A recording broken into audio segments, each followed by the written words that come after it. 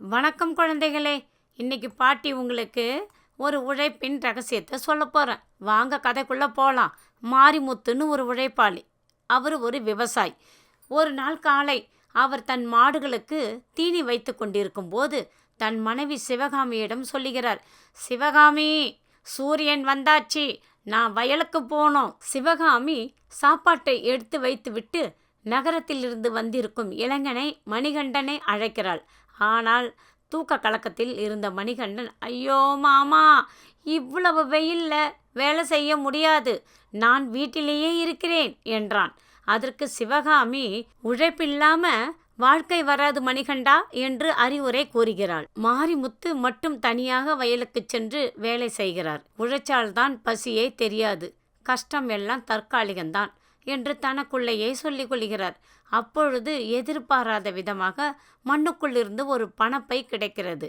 மாரிமுத்து ஆச்சரியப்படுகிறார். ஆனால் அதுதான் உழைப்பில் வந்த பணம் இல்லையே என்பதில் உறுதியாக இருக்கிறார். மாலை வீட்டிற்கு வந்த மாரிமுத்து அந்த பணப்பையை காட்டுகிறார்.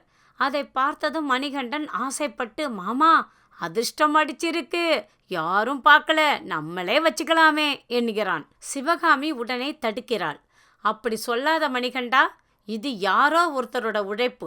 மாரிமுத்துவும் பணத்துக்காக என் நேர்மையை இழக்க மாட்டேன் என்று கூறிவிட்டு அந்த பணப்பையை உரியவரிடம் ஒப்படைக்கிறார். பணத்தை திருப்பி தந்துவிட்டு வந்த மாரிமுத்துவின் முகத்தில் ஒரு நிம்மதி இருந்தது.